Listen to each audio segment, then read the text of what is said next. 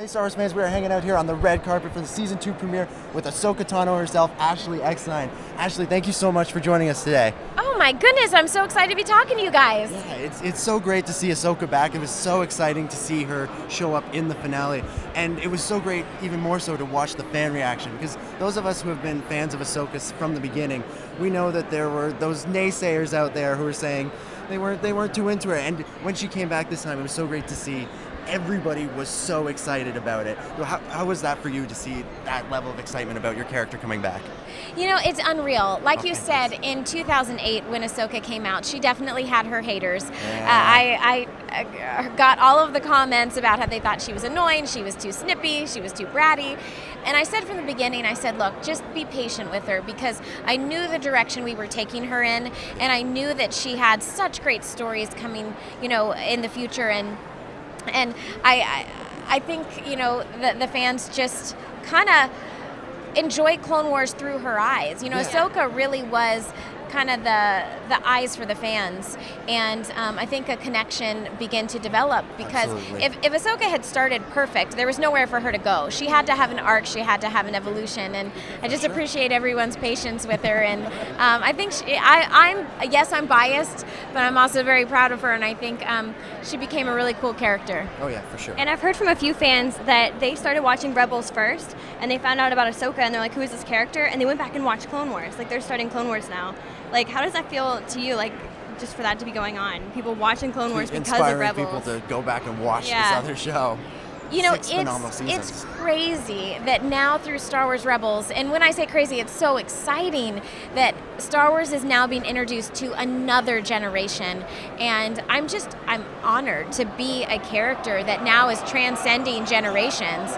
And, I'm excited for her through Netflix also to be introduced to new fans. Yeah, absolutely. And so it was weird seeing Ahsoka show up in that final episode, because we're so used to her. We've seen her for 6 seasons, and last time we saw her, she was so young.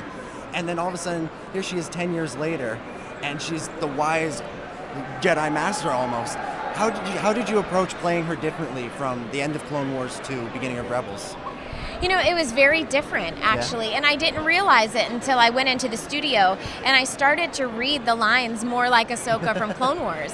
And she was a bit too young, a bit too naive, maybe is the question, and I was reading her more like Ezra rather than now she's more like Obi-Wan or even Yoda. She's the leader. She's more of the master. She's the one guiding the rebels, and I did have to change my performance and put myself in that mind space of like, okay, now she's the one in charge, and it was different but a lot of fun.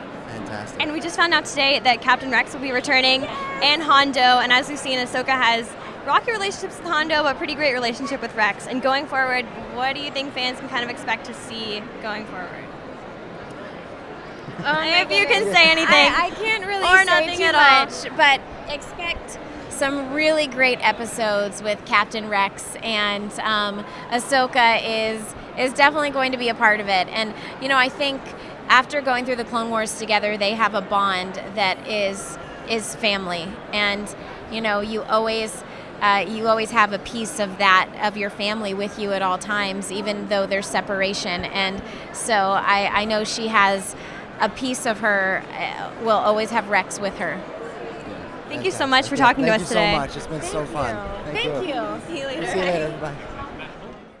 I was wondering, so we know Ahsoka's coming back. Yes. We found out today Rex and Hondo are back. Now, are we going to see these episodes kind of your original intention for the future of these characters, or did you kind of update the scripts and the concept for Rebels going forward? I think it really evolved. I don't think these are stories I wouldn't have told had we finished Clone Wars. It's just you would have known that these characters had survived. So here we had an excellent opportunity to kind of give back to fans who've been loyal to that show for a long time and say, hey, here they are, they're back, they're voiced by the same people, they are the same characters, and now they're on this other continuing adventure. I think immediately people are excited, and then later they think about it and get worried because maybe this is where they'll meet their untimely end. But you never know. That's good tension and makes for a good storytelling. Yeah, absolutely. Now, Dave, on the Clone Wars, we saw you really took one of your favorite characters, Plo Koon, and turned him into an absolute badass. Is there another character, maybe from the original trilogy or even the prequel trilogy, that you'd like to do the same thing with on Rebels?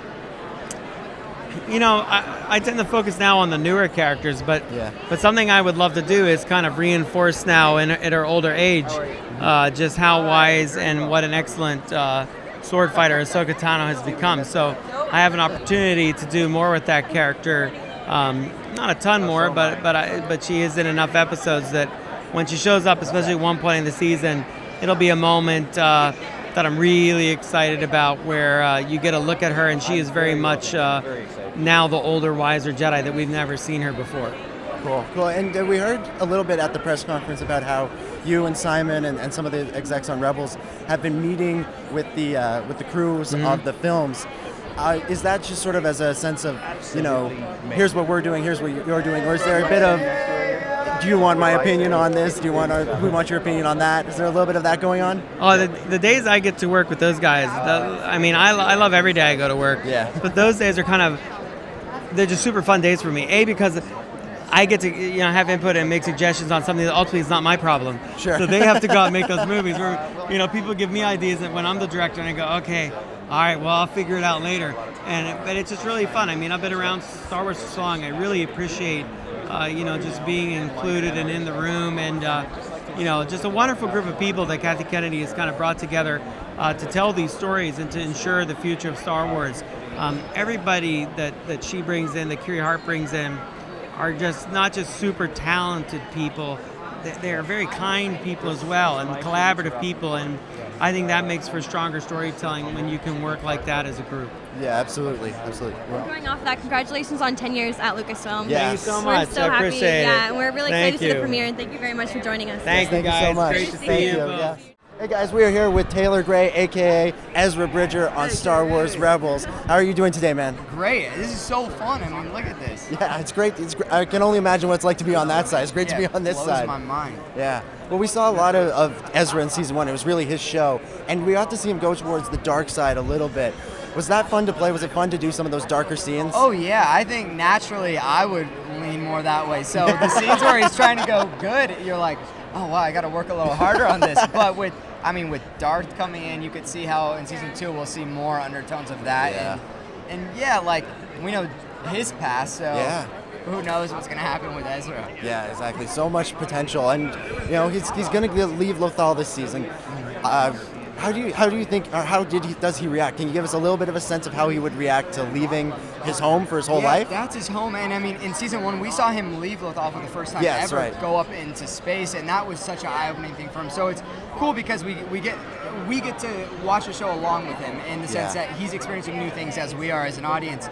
But he's gonna take it as anyone would leaving home. He's a little scared, but he realizes there's a lot of responsibility on his shoulder and a lot more at stake than whether he's at Lothal or not. He's gotta handle some more stuff in the galaxy. Yeah. Do you think he fully understands what he's involved in now? No. Yeah. No way. I don't know if any of them. Maybe Harris probably the most familiar with it all, but Ezra has no idea, and I think that's why he's so gung-ho, because he's a little naive. Yeah, for sure. And, doing the Jedi stuff, when you're in studio, how difficult is it to not start waving your arms around like you have a lightsaber? I don't know if anyone told you, we are definitely you're doing that. Oh, good. Yeah, we're sitting there, we're doing a scene, and if we have our lightsabers out, we have them out. And the next step is I need to bring the lightsaber from my apartment and bring it to the studio perfect. and actually use a real one, but they'd probably get mad I'd start hitting everybody. Yeah. All right, and can you give us one little hint about where Ezra will be in season 2? Yeah. Let's see. He's definitely going to get stronger, and he is going to be using the Force more. And I want to give him something more. We see him have to battle with going to the dark side, leaning that way, but there's gonna be a lot of fun stuff and a lot of new characters and a lot of action. All right, thank you so much, Really man. excited. All right, so Steve, thank you so much for joining us. First question, who are you wearing? Is it Gucci or is it Chewy? It's Chewy. It's definitely Chewy. Well, this is sort of my tribute to Ralph McQuarrie because, perfect, yeah. as many of us know, Garza Borrelios is based loosely on the Ralph McQuarrie design for Chewie. Yeah, and they honored that in the Spark of Rebellion episode. They certainly did. Was that actually you doing the Wookiee? That was me doing the bad that's Wookiee, fantastic. and that's the best I can do. That's best. Well, I'll tell you, it's so much better than me. Yeah, I can't do it. Yeah. Well, when you're playing a character like Zeb, is it difficult to do a character who's so physical? Do you find yourself just in the studio grunting, or That's kind of my life. That's your kind of your Yeah, life? I'm hired a lot for very physical characters. Okay. I have a deeper ranged Sure. voice, and I can scream. And Yeah. I can grunt, and I started an anime, which is mostly fighting and grunting and body sounds. So it's a very natural transition for me. Zeb was the perfect character for me on the show. Yeah. Although I was bucking for the Ezra role. Oh yeah. Yeah, so I'll never forgive him for taking Never that forgive from him. me. Yeah. I wanted Zeb actually. Yeah, well, Zeb. we'll swap. Maybe we'll do a swap in season 3. That voice is going to be impossible. So is yours. So is yours, dude. Oh. This is probably it. It's just have to pitch it up a little bit. Another shocking move on the red carpet. Taylor Gray quit Star Wars Rebels. Oh no! Right. Oh great. Well, when you're playing Zeb, as much as he is a very physical character, he's also got this really nice sentimental side as well. Yes. Like that was something that struck me in the premiere, that he could tell when he was doing things wrong. Is that sort of unique in that you're used to playing these tough guys, but is it also fun to get to do the stuff with with the heart? Well, those are the kind of characters that are the most fun for me. Yeah. I love characters with a heart, and I love Good. exploring that deeper. And the more girly they become, or that's the wrong term. I know that's going to come back and bite me. But the more in touch with their feelings Sure. they become, it makes the character much more interesting and gives it so much greater depth for me. Cool. I love exploring that more. And basically, he's an emotional child. Yeah. So he's, I think, emotionally younger than this guy over Yeah. here. So. I hope that they do more of that with him. Yeah, absolutely. And we also saw it last season. Zeb facing off a lot with Agent Callus. Yes. I don't know. I know you can't say much, but can we maybe expect to see that relationship explored a little bit more? Well, he's one of my favorite characters on the show. I find him terrifying. Oh, yeah, he's great. And I really hope so. Yeah. That's all I can really say Okay. right now, but I really hope so, because as a fan, I would love to see that. I think it would be great. All right, thank you so much, Steve. Thank you. Thank you very much. Pleasure, guys. Thanks. Nice to meet you. It's so nice meeting you. All right, so we're here with D. Bradley Baker, a.k.a. Captain Rex, and all the clones. So challenge, can you do all the clones in 20 seconds? No. No. No way. Yeah, well, that was so impressive watching you on Clone Wars doing that for 6 seasons. It was phenomenal stuff. And now, of course, we saw Captain Rex is coming back today. Yeah. And to thunderous And a couple applause. of buds. Yeah. A couple of buddies. Yeah, so Captain Rex, he somehow got out of Order 66. And, it's kind of hinted in the Clone Wars he wouldn't be one to want to do it. Any hints of how he maybe went about doing that? How he went about defying the order? Yeah. Well, I gotta defer to what Dave says. Okay. And Dave is one to believe that a good heart and a smart mind can deviate from what it seems you're supposed to do. And so that's the way he explained it. He didn't go into any more detail about that. And it's a good thing to feel that a good person who's loyal and solid and dependable is able to overcome something like an Order 66 and work his way out of it. Yeah. He was there when Fives died, Yeah. and so he may have had some heads up in terms of what was coming down the pike. So you can put that together, but I don't know if that's specifically addressed, at least yet. At least, yeah. And we talked to Ashley, and she says she really feels that Rex and Ahsoka have a family-like bond. Would you agree with that?